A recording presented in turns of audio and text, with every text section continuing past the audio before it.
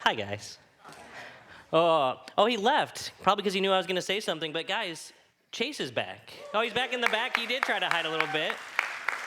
I'm wearing the official Chase uniform, black t-shirt, jeans. So I like to call myself Chase Light. Today I took that seriously. But I am excited to have him back. I'm also thank you for that worship. That was powerful. I'm also excited to share with you the results of a 2003 sleep study. So it's been a little while, but I do think these things matter, and it'll make sense in a second. So in 2003, the University of Pennsylvania did a study on what it looked like to have, what it impact sleep reduction had on people. And to that point, nobody really studied that. So it's a landmark study. And what they discovered is that if people were for 2 weeks straight reduced to 4 to 6 hours in bed every day for 2 weeks, that they would develop what we know now is a sleep deficit. Has anyone currently experiencing a sleep deficit? Okay, so this will apply to you. And I'm raising my hand not to, as an example, sleep deficit. After 2 weeks, what they discovered is that their cognitive performance, how their brain worked, was the same, it measured the same as somebody who had stayed up for 24 straight hours or even 48 straight hours. The last time I stayed up for 24 straight hours was the youth all-nighter in the fall. I have not stayed up for 2 straight days in a long time, but what I can tell you is that my cognitive performance, not high. Not high when I stay up for that amount of time. So what they discovered through this study is that there were a number of negative effects to a sleep deficit. Surprise, surprise. Number one, lapses in attention. So all of you people who raise your hand, tell the person next to you to pinch me every 4 to 6 minutes to make sure you pay attention to Brendan the rest of the time I'm up here. No, so you have lapses in attention. Reduced working memory. That's the stuff that lets you retain, follow complicated instructions, and reason through problems. Poor judgment and rigid thinking. So poor judgment is pretty self-explanatory. Rigid thinking is being a guy on a regular basis. Just the inability to change direction on your thought process. So it's just professionalized stubbornness is what rigid thinking is. Weakened impulse control. The part of your brain that says short-term rewards are not worth the long-term consequences goes, maybe they are. And then stronger emotional reactions, both for the positive and the negative, because your amygdala, which decides what kind of response you should have and what kind of depth of response you're supposed to have, gets less information from your prefrontal cortex to give you context. So it doesn't know the answers to questions like, what is an appropriate response to this situation? Am I actually in danger? Or who do I want to be in this moment? That part of your brain says, you decide. And you get less and less processing for those questions. So these are real consequences for the impact of a reduction in sleep, the inability to act and think the way that we want to. And we've all seen it happen, right? Probably to somebody else. In fact, more likely you've seen this happen to somebody else, because here's the most unsettling discovery of this 2003 sleep study. It's that while our performance keeps getting worse, we don't feel any worse for the wear. We don't feel that much worse, not dramatically so. In fact, the people who took the study after 2 weeks said they felt a little sleepy, just slightly sleepy. So what that tells us is that we don't adapt to functioning on less sleep. It's not like we become capable of doing the same amount with less sleep. What that tells us is that we adapt to how it feels to be impaired. We go, this is normal. This is what it feels like. This is normal. This is how I am. I'm a little bit tired, but it's really not impacting me that much. We just feel like that's true. We become less capable and become less capable of understanding that we are less capable as we get a reduction in sleep, when we build up our sleep deficit. So that concludes my TED Talk on a 2003 sleep study. But here's the reality. We're not always capable of knowing when we need to stop. That's what our brain tells us. We don't know when enough is enough. We don't know when we need to take a break. We don't know when we need to rest. In fact, the longer we go, the less capable we become of understanding that we need to take a break, that we need to stop. And so without intentional course correction or forced stopping, we will not stop of our own nature. We have to be forced to stop, or we have to make an intentional decision.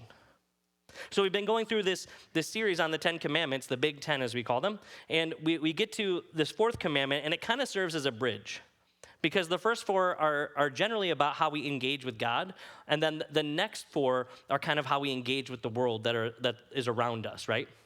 And so we get to this bridge commandment, and he has instructed his people to have no other gods, to make no idols, have nothing competing with me, and then don't take my name in vain. Don't waste my name.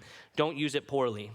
And Pastor Trent talked about that last week. And then he gets to this fourth commandment, and he tells his people, remember to observe the Sabbath day by keeping it holy. You have 6 days each week for your ordinary work, but the seventh day is a Sabbath day of rest dedicated to the Lord your God. On that day, no one in your household may do any work. This includes you, your sons and daughters, your male and female servants, your livestock, and any foreigners living among you. For in 6 days the Lord made the heavens, the earth, the sea, and everything in them, but on the seventh day he rested. That is why the Lord blessed the Sabbath day and set it apart as holy. I like the ESV translation. It's something I read most of the time, and I like that. Remember the Sabbath day to keep it holy. This is what I think about when I think of the Sabbath. Remember the Sabbath day and keep it holy. And the reality is you can only remember something that you've been taught. You can only remember things that you've already been given. And so the Israelites had been given this information before. This isn't the first time they're hearing about Sabbath. So they get this miraculous rescue from the Egyptians, right? They are in slavery, and then the waters part, plagues come, like not in that order, and they get out in the wilderness, and then they're wondering, what are we going to do now? How are we going to get what we need to feed ourselves? You know, it may have been a really rough life, but at least we know where our food was coming from. We knew the system. Now we're in a new system. We don't understand it. So God shows them that he's going to provide. Then the Lord said to Moses, look, I'm going to rain down food from heaven for you. Number one, awesome. Cloudy with a Chance of Meatballs stole their idea from the Bible. Each day, the people can go out and pick up as much food as they need for that day. I will test them in this to see whether or not they will follow my instructions. Not everybody will. On the sixth day, they will gather food, and when they prepare it, there will be twice as much as usual. So that evening, quail show up in droves. They have enough meat to take care of their whole community.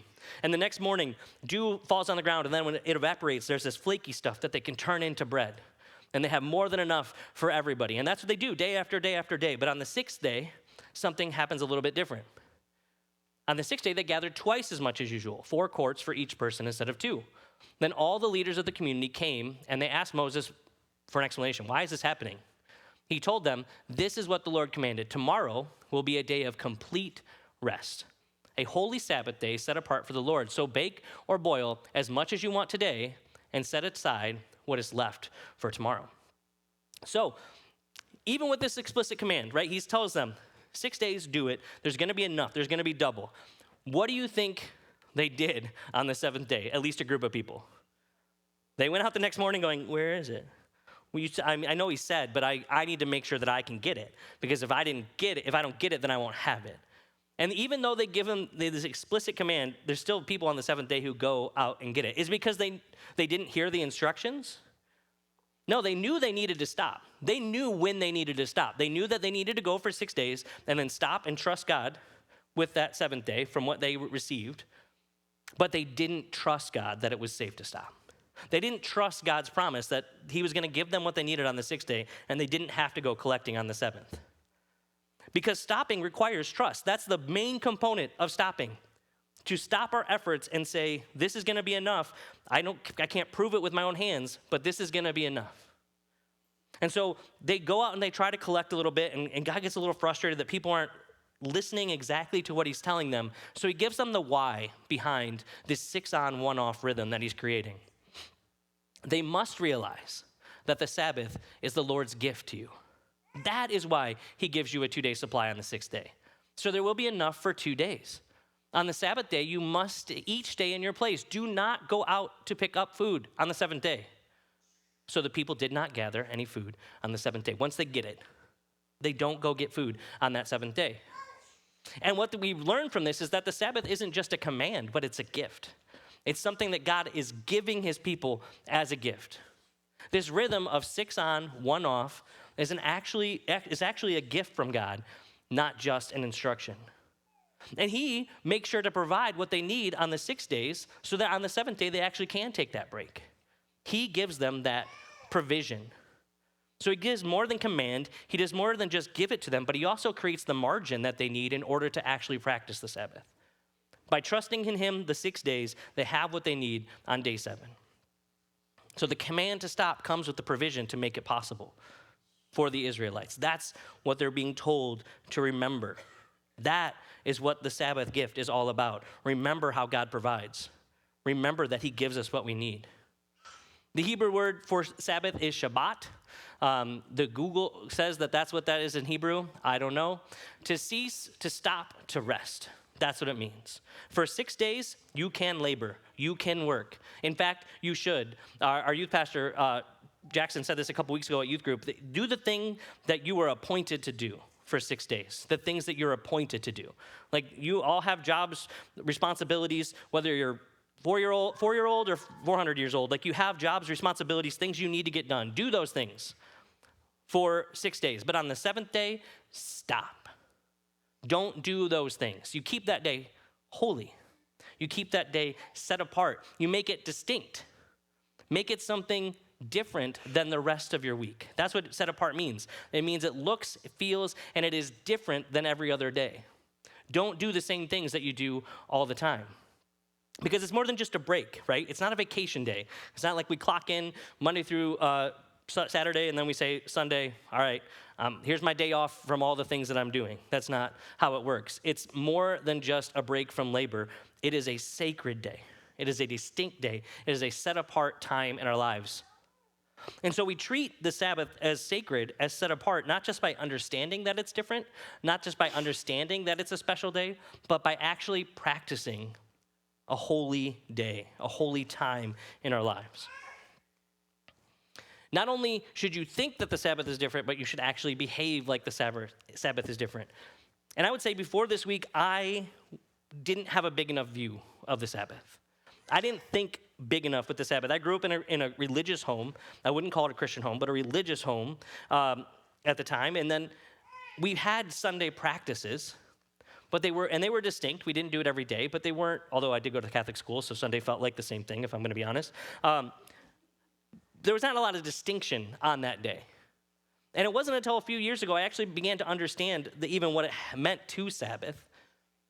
And I would say even this week, I still got a bigger picture of the Sabbath as something more than just a nice day to take a break. Because the command is fairly straightforward, right? Remember the Sabbath day, keep it holy. Stop, make it distinct. That feels straightforward. But God doesn't just say, do that. He actually gives us a whole bunch of context for what the meaning behind the Sabbath is and why it is important.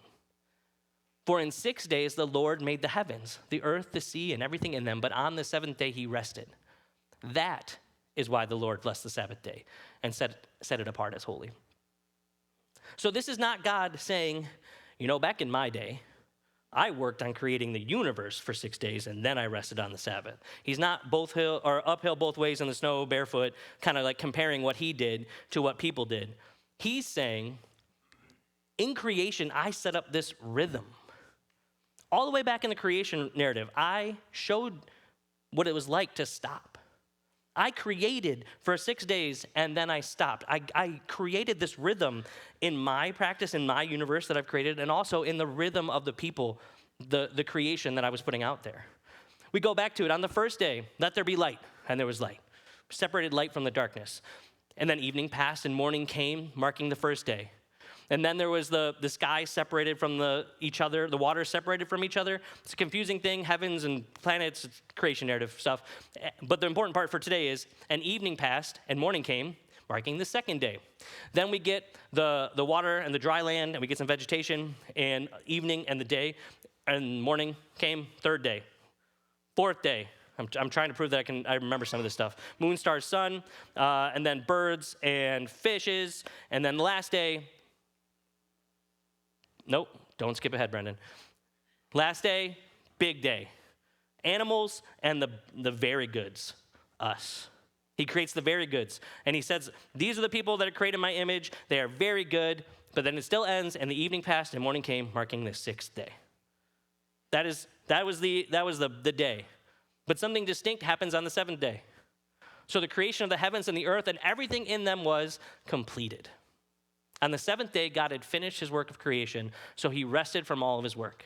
And God blessed the seventh day and declared it holy because it was the day when he rested from all his work of creation.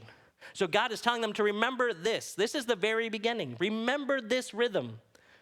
Now, I created as only I can, God is saying, and something out of nothing. And then I stopped. Then I gave you a different rhythm for the seventh day. Not because God was tired. It wasn't like God was like, oh gosh, creating a whole universe into existence. Hard work, I need a break.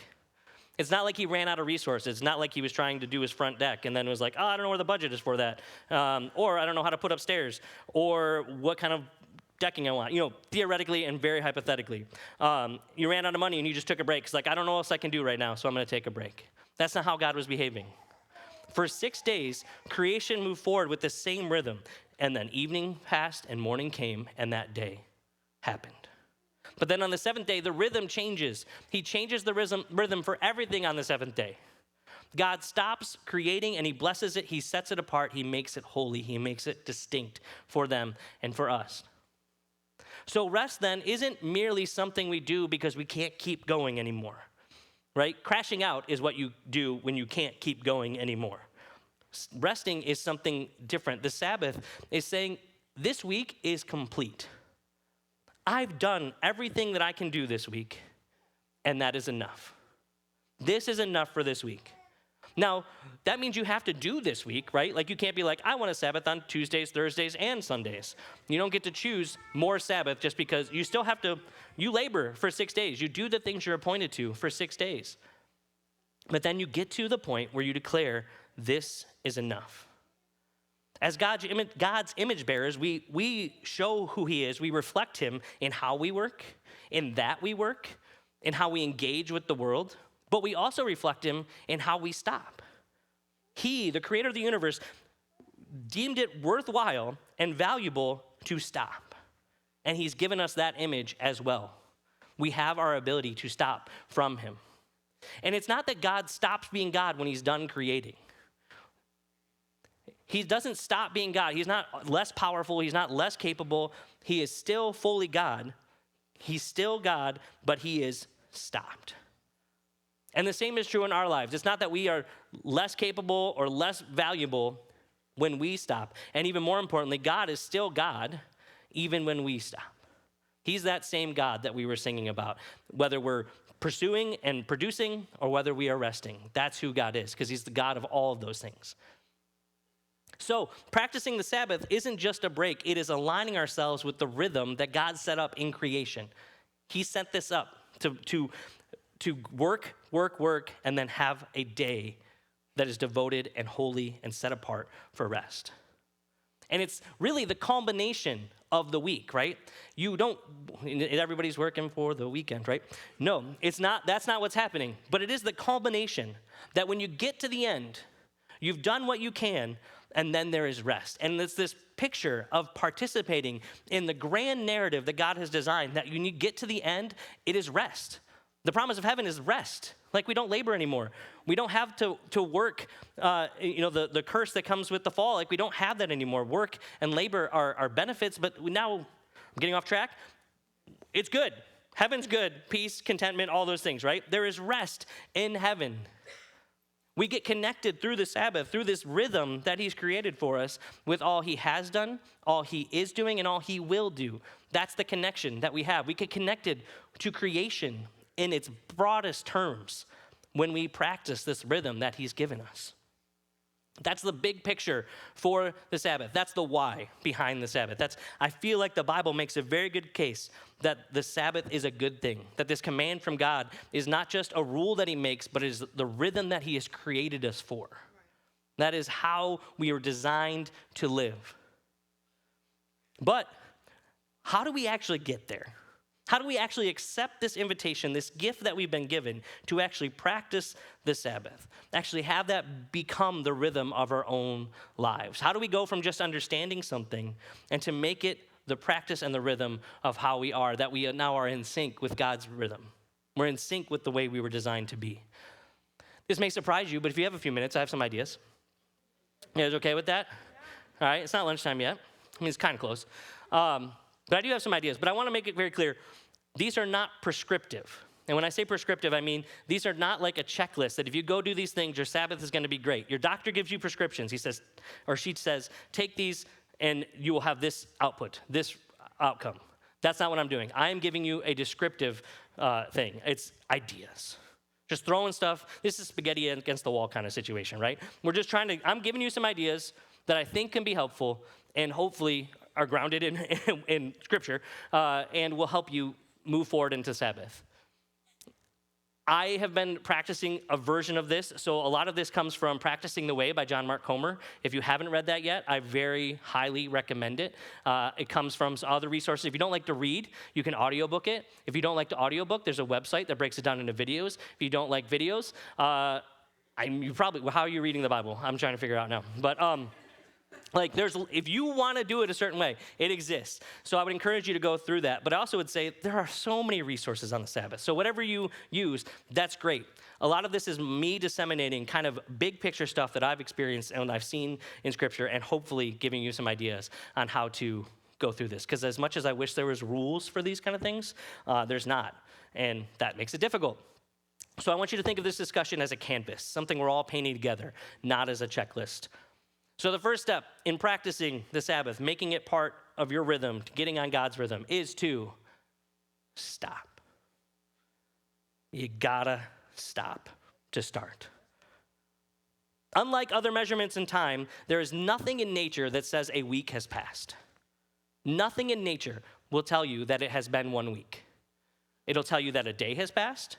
It'll tell you that a month has passed. It'll tell you that a year has passed.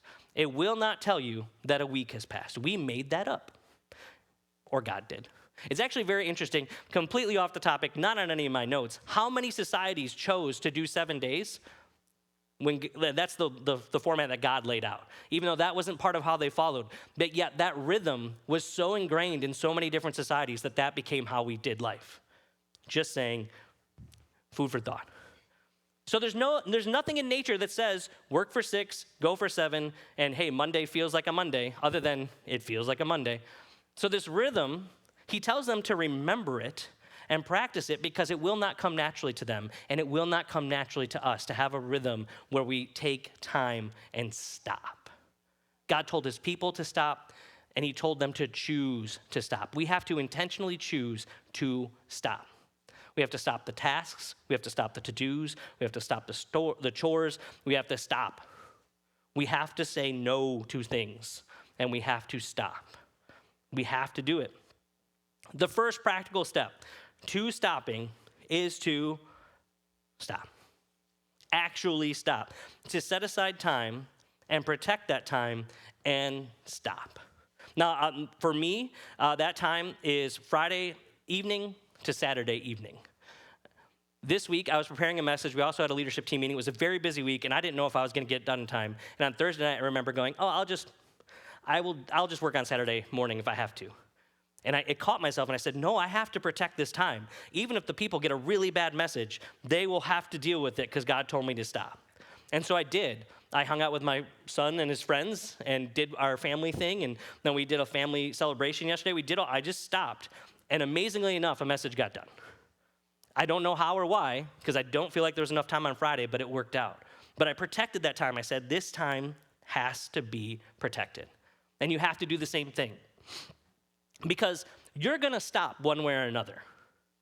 What I'm asking is instead of stopping at the red light or the light pole, you park it in the driveway. You set aside a time, you set a destination, and you get where you want to go, and then you stop. That's the difference. The intentional time of stopping, not doing it when you can't take anymore, you've got nothing left to give, or you've run out of activities, but you stop before you get to the end of the line. Choose a few practices that will help you get there. Choose a few practices that will help you, your mindset to slow down, to get rid of some things. And I would caution you, because for some of us, we think that watching Netflix or scrolling through social media is how we stop. We let that rhythm go. But there's a distinct difference between zoning out, checking out, or numbing ourselves, distracting ourselves, and stopping. Those are not the same things. And if I'm going to be honest, if you're if our thing is to scroll because we need a break, my guess is we're doing that not just one day a week. We're doing that every day of the week, or at least some days of the week, and so then it's not distinct and different, right? It's not as stopping, it's just doing more of the thing that distracts us the rest of the week. So take that difference. Don't just distract yourself. Don't just check out, but you actually have to stop. And the way that you get there is asking yourself a few questions. Does this activity connect me more to God? Does it help me feel more present in the moment with my relationship with him? Does it help me feel more present with the people that are around me? Does it help me engage with the world that he has created more thoughtfully? That's what it means to think through what it means to stop. Does it bring me back into a place where I can actually see the world and not just have all the thoughts swirling around in my head? Can I be here in this moment? So you might eat a special meal. You might take a walk, take a nap, spend some time with family and friends, the people who give you life and distract you from things, not the people who are going to, not Thanksgiving dinner kind of stuff, but like the people who bring you life. Do something that helps you stop. These are ideas. This is not a to-do list. Just pick things that help you stop. Ideas to enter into the space where God is controlling the rhythm of your life. You're experiencing that truly and really. And if stopping for a whole day is too much, and for some seasons of life, it might be. I mean, there was a baby here. If you have a baby and I'm telling you to take a day off, that seems probably crazy. If you have a kid who's in sports and you're traveling for or dance or choir or band or whatever, then it might be hard to take time off for a whole day, the same day every single week. So rather than think of it like I have to take a day, start with a few hours. But protect those hours. Make them intentional. Make them set aside. Even if you're deciding every Sunday what that next day is going to be for you. There's a lot of reasons your Sabbath might look different from somebody else's, but have grace for yourself. Have grace for other people. Have patience. Be creative. Think outside the box so that you can experience the Sabbath and the stopping that's supposed to come with it. Because the Sabbath is an invitation to change our rhythm. It's not meant to be another checklist item. We change our rhythm. So start where you can. Start with the thing that you can do for as long as you can do it. And I believe that if you start with a little, you're going to want more because you're going to feel that. You're going to start protecting more and more time. But start where you can. Second, we need to rest. And I think stopping and resting are two distinct things. And I'm going to try to explain why. We've been going through the 10 Commandments, and we've largely been in Exodus. But they're also given to the Israelites in Deuteronomy 5. And largely, they're very similar. They're very, very similar. But Deuteronomy 5, the fourth commandment, has a distinctly different end. And it goes like this. Remember that you were once slaves in Egypt, but the Lord your God brought you out with his strong hand and powerful arm. That is why the Lord your God has commanded you to rest on the Sabbath day. So if you remember, in Exodus, the fourth commandment is all about God's creation rhythm and kind of lining up with that rhythm. And now he's connecting it to their slavery in Egypt.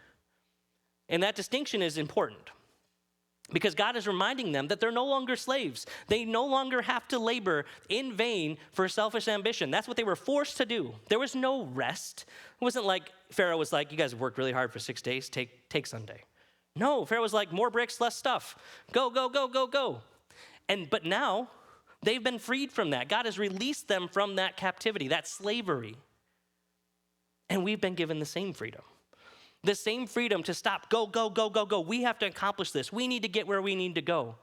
Through Jesus, we are released from the slavery to sin and now become open to the righteousness. We get Christ's righteousness. We get to live in relationship with him in freedom, not having to worry about our own capabilities, our own value to save ourselves, Lord, thank the Lord, but we get to rest in Jesus. We get to have contentment. We get to have peace in our relationship with God and in our pursuit of work and our own achievement. We're given the same freedom that they were given. Not only from physical labor, but from the things that hold back our minds, hold back our souls, that force us into this restlessness that is being human, it seems. We live in what John Mark Comer says is a culture with an unchecked desire for more. We have more than we've ever had. We work more than we've ever had, The research is kind of spotty, but in the United States, we work like so many more hours than all the other G7 nations. We work a ton in our culture. And yet, for all of the labor, for all of the accumulation, for all of the accomplishment, we are not any happier at this point in history than we have ever been. In some ways, we are less content and less happy, generally speaking, than at any point in history, despite everything that we are doing. If that's the case, we've created Egypt all over again. Except instead of it being vain ambition from somebody else, some pharaoh, it's our own. It's the idols that we've created, the things that we valued so much that we will pursue them to the detriment of ourselves and the people around us, to the detriment of our relationship and our understanding of who God is. We refuse to let go of that burden, so we pursue. We labor. Whether that's to win affection, win stuff, power, whatever it might be, we just keep going. We've created Egypts for each one of ourselves. Because resting isn't just about taking a break. It's not just about stopping and then getting back to the daily grind and like resuming that way of thinking that will keep us laboring in vain towards things that don't matter.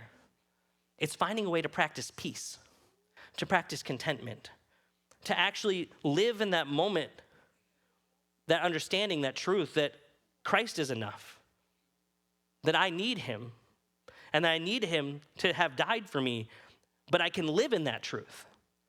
I don't need to earn that back, but he died, and I have that relationship, and I can rest today and always, but I'm going to show it with my body, with my time, with the distinction. My labor can rest, my mind can rest, my soul can rest. To get there, you're probably going to have to do some prep work. I don't know if you know this, but the world doesn't agree with you when you say, I'm going to take a break. The world keeps coming. If you have small children, they just keep coming. They just, mom, mom, mom. They don't ever say dad. It's weird. They just say, that's not true. They say, Dad, where's mom? That's true. I get that one a lot. I actually find myself saying, where's mom a lot too. But in order to prep for resting, you have to prepare. You have to get the errands done. You got to shop. You got to do the chores. You got to do all those things ahead of time. You can't this is where Sabbathing Tuesday, Thursday, Sunday doesn't work. You got to do the 6 days of labor. And if we're being honest, there's probably times in the week that we're not preparing well for a time off and then saying, oh, I don't have time. We're checking out and zoning out and trading it for the opportunity to actually rest. So the things that would distract us from rest, do those things ahead of time. Prepare yourself for them. Because being prepared creates room for real rest. Think about the story with the Israelites. They go and collect for 6 days. They collect double. They do a little bit more work. And then on the seventh day, they actually get to rest. They get to rest in what God has provided, and they get to enjoy that day differently than they did the others. And you have to be on guard for the things that are going to try and steal that rest from you. They're going to push back and distract you from the pursuit of rest. The forces, both external and internal, that don't want you to rest, the things that don't want to go quietly, the things that don't want things to slow down. And that may be things on the outside, like work responsibilities or screens or chores or people or whatever. But there's a lot of that comes from the inside. There's a lot of internal things that are stopping us from actually resting. Some of our own thoughts, and I've talked about in the past some soundtracks that we have playing in our head, the things that will stop us from actually being content, to resting, to having peace, to being grateful in the moment, and just being able to exist in the space that we're in. Our own thoughts are sometimes the most complicated and dangerous things when it comes to resting and being peaceful. So you have to make a conscious decision to say no again to one or more things that are going to distract you on the Sabbath. For some of us, that will mean throwing your phone as far away from you as you humanly can for a set period of time. For some of us, unplugging, you might shut off some breakers in your house. I don't know. Social media, screen time things. People, for me, it means I love this place. I love working here. Between 6 p.m. on Friday and 6 p.m. on Saturday, I do not answer work texts. I think that the staff has finally realized that, but for some time I think they thought I was just ignoring them, but I don't, because I try to get away from my phone as much as I can in that time. I have to say no. I hope one day that doesn't backfire and something terrible happens here. Find distraction-free places. Remove the distractions from your environment and come up with a way to engage with how you're feeling. Like really rest in how you're feeling, identify. This is not Brendan speaking, this is reality of how I'm learning things because I hate my feelings. But you take time, you figure out how you're feeling at the core and you engage with those things and you rest and figure out why and you rest in the truth of Scripture and the truth of who God is. You hear from him. You calm your mind because the biggest voice that is keeping God from speaking to all of us is our own.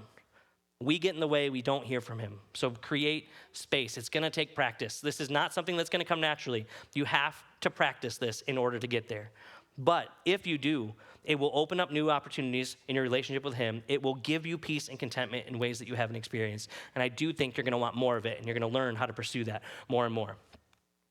Now, stopping and resting are good things, right? We parked our car.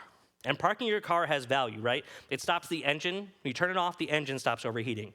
You stop driving it, and you get less wear and tear on it. Those are good things.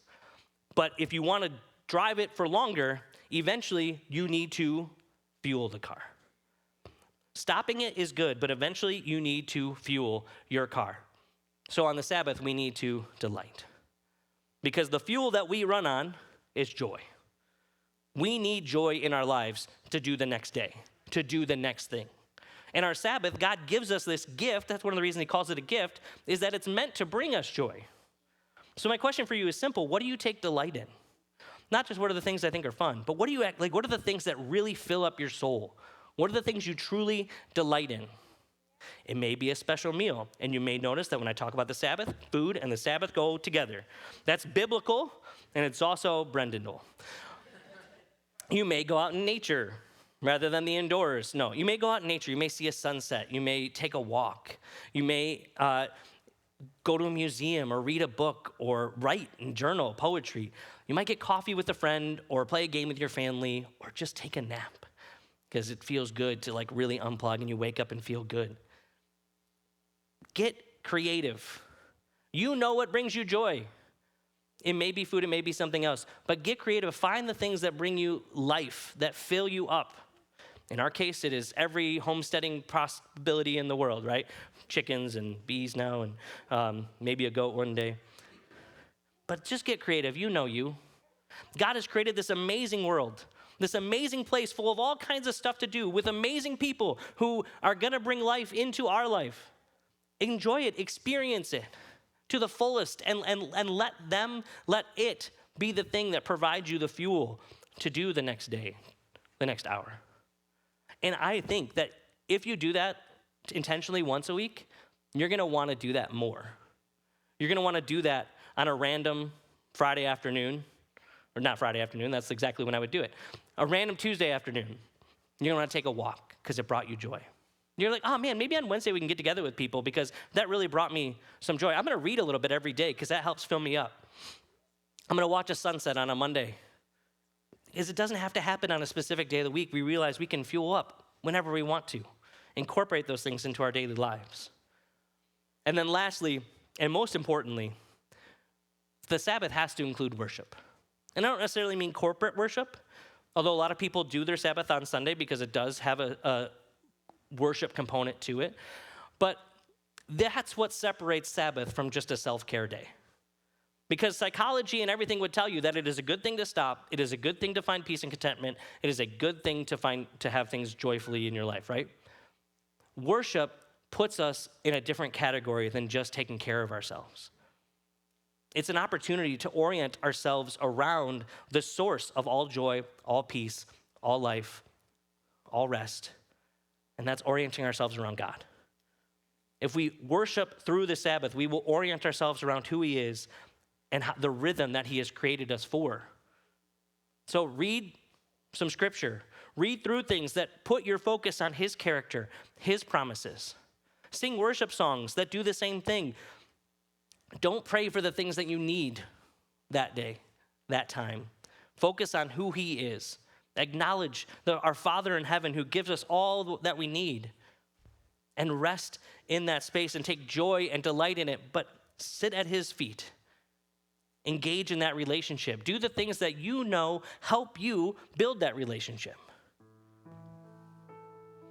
But most of all, in the stopping, the resting, delighting, where all of those things, I would just implore you to experience Sabbath.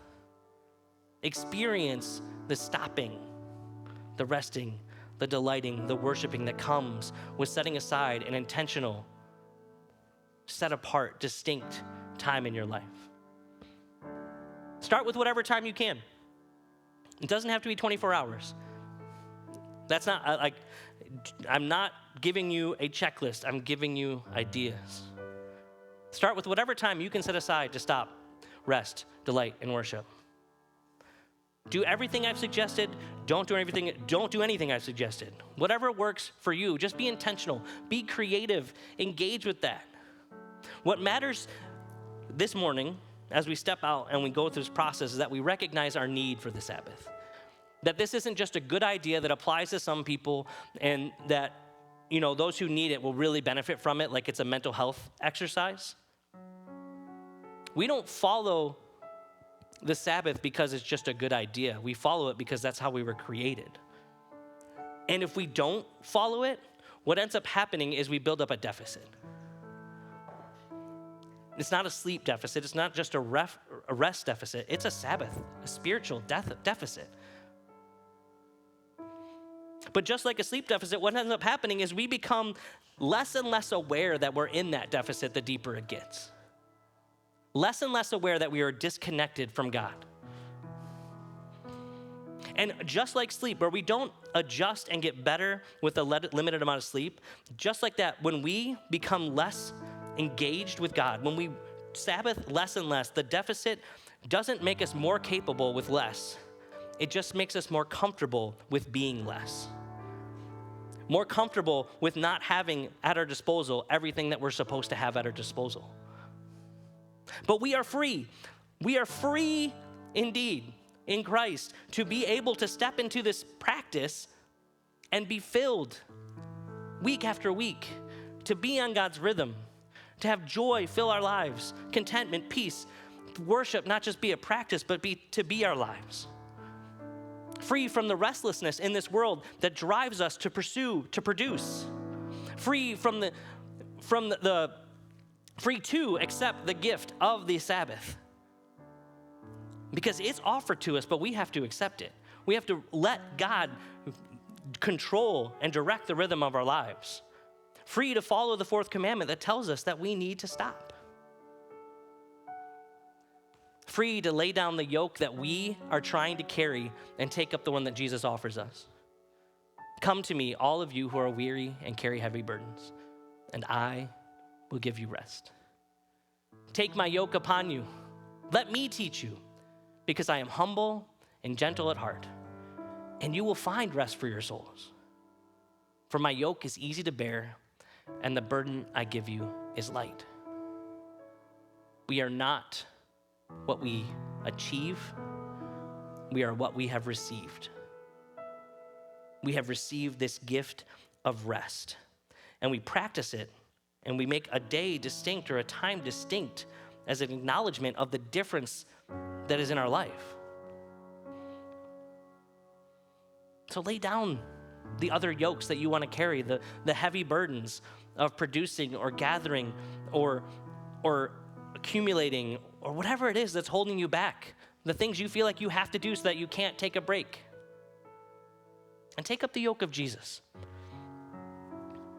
The Sabbath is God's invitation to stop, to trust that he's going to provide what we need, that he has provided everything we need, and to receive this gift of rest, peace, and joy in him.